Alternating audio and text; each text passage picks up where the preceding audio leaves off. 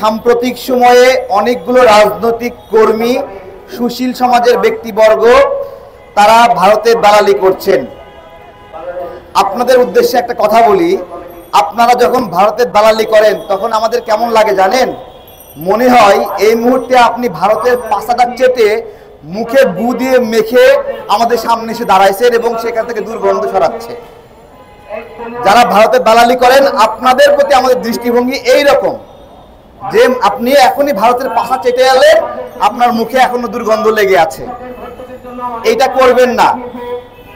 এটা করলে আমাদের দিলে কষ্ট লাগে, কারণ যেই বিপ্লবের মধ্য দিয়ে আমরা স্বৈরাচারের পতন হলো, সেই বিপ্লবে না ভারত না আমেরিকা দুই পয়সার কেউ হেল্প করে নাই, বরঞ্চ জায়গায় জায়গায় এই আমেরিকা হাসিনাকে রাখার জন্য ভারতের সঙ্গে সমঝোতাও করেছিল। তাহলে আজকে বিপ্লব উত্তর বাংলাদেশে ওই আমেরিকা আর ভারত এসে মাতব্বরি করবে আর আমরা ছেড়ে দেব, এটা কিন্তু হতে পারে না।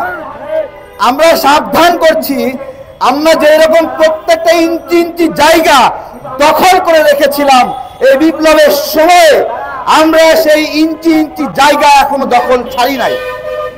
আপনারা ভাবেন যদি আমরা ছেড়ে দিয়েছি, দুই একটা কথা বলার সুযোগ দিচ্ছি, পাছায় বাড়ি দিলে দৌড়ানোর সুযোগ পাবেন না যদি বাংলাদেশ বিরোধী আচরণ করেন।